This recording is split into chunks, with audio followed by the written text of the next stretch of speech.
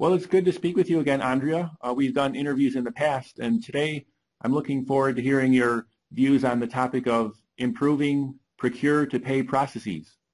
And my first question is, what benefits can organizations see by taking steps to improve their procure-to-pay processes? In any organization, procurement and accounts payable activities are inextricably linked. Becoming efficient in both processes and improving the communication between the processes should result in lower costs, fewer personnel, and improved cycle times. Organizations with high-performing procure-to-pay processes examine how these activities interact in order to boost productivity and efficiency. And in doing so, they ultimately reduce process costs and improve their cash flows. So those are the benefits that organizations typically see. They typically get lower procurement cost. What are some of the business drivers of an integrated procure-to-pay processes that lead to specific improvements and business results? We're often asked this very question. In conducting a recent analysis using data from APQC's Procurement Open Standards Benchmarking Survey, we actually identified 5 key characteristics in organizations with high-performing procure-to-pay processes. That first driver that we saw is associated with goals, objectives, and measures. Top-performing organizations understand the relationship between procurement and payables and have integrated goals and objectives for procure-to-pay processes. And these goals are explicitly linked to performance indicators for evaluating and improving the integrated processes. You know, a common mistake that we see some organizations make is that they neglect the strategic importance of goal setting and measuring progress, and instead they focus primarily on tasks. You know, organizations are going to have to switch from a tactical mindset and retool to a more strategic mindset in order for procure-to-pay processes to be successful. And what we've seen is that a well-defined and adhered to procure-to-pay process allows for more strategy to be quickly identified and put into action with the appropriate allocation of procurement resources by knowing when to apply certain strategic procurement practices in lieu of tactical ones on a situation-specific basis. We see that procurement professionals are well positioned to deliver peak performance and outstanding financial results. And the second driver that we've looked at actually has to do with centralized or standardization.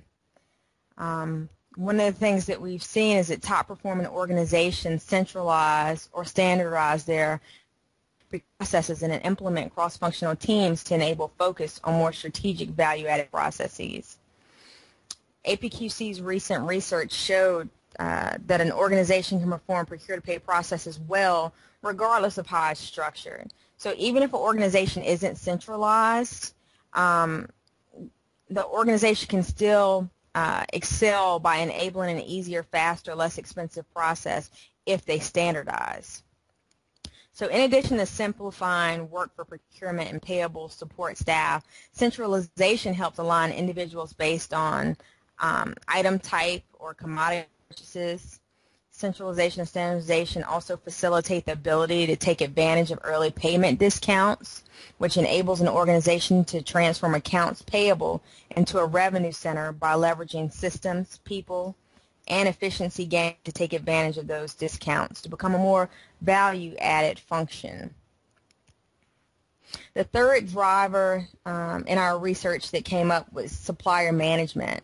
We've seen that top-performing organizations appraise and work with suppliers to assess performance and identify improvement opportunities across organizational boundaries. This can often help an organization save money in the long run. Supplier management, we have to remember, is a critical interdependent aspect of procurement. And the fourth driver that we saw is automation, or looked at as automation. Organizations can no longer afford not to automate their transactional processes. I'm going to say this again because it's extremely important. Organizations cannot afford to automate their processes.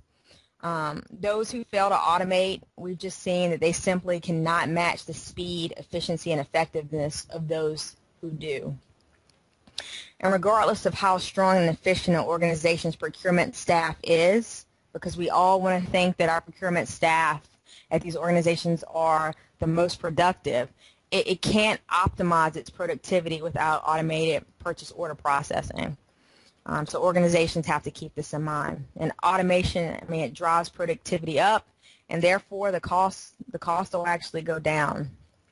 And it also frees up employees' time to be spent on value-added activities, Dustin. You know, and the final driver that we actually looked at involves securing stakeholder commitment. Having a great procure-to-pay process is only part of the solution. Even if there's a theoretically perfect system in place, it will never reach its full potential if employees and our suppliers did not buy in. We've seen that top-performing organizations evaluate and promote increased participation and decreased rogue behavior from all stakeholders in the official procure-to-pay process. So those are the 5 drivers that we found that actually help improve the procure-to-pay process. You talked about centralization. Do organizations experience any challenges when trying to centralize or standardize their processes?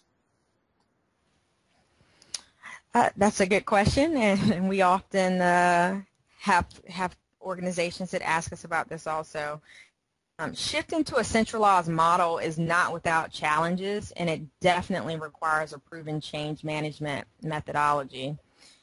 Depending on an organization's culture, individuals who previously had control over which suppliers they had worked with in the past may push back as control is diminished at the field or site levels.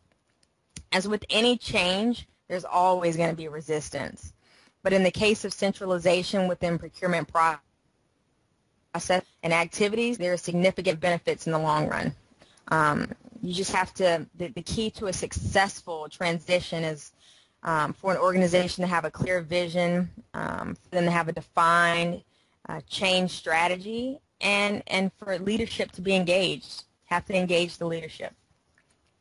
What recommendations do you have for organizations who want to improve their cross-functional procure-to-pay processes?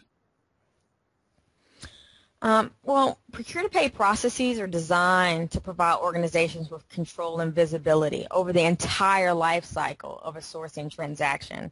I mean, that goes from purchasing operations to payment operations and accounting activities. The end-to-end process visibility allows for effective management of working capital and reliable views on cash flow and financial commitments. It's important for an organization to begin to think about improving their process by first mapping all the processes that they have. You know, you'd be surprised at how many organizations don't know all the processes, or, you know, the procurement function may not know what's going on in finance or accounts payable, and accounts payable might not know all the processes in procurement, and you just can't have that. But once processes are mapped, organizations should establish governance over the procurement and accounts payable functions. Organizations should also, can also govern and improve cross-functional procure-to-pay processes by initiating more conversation between the two functions. The left hand has to know what the right hand is doing in order for them to be successful. And some organizations actually identify a single process owner or process group that actually oversees the entire cross-functional processes, which actually helps provide or has proved to be a very effective way of improving the processes. And thanks, Andrea, for sharing today. Thank you, Dustin. I appreciate the opportunity, and I look forward to more conversations in the future on our other supply chain topics. Thank you.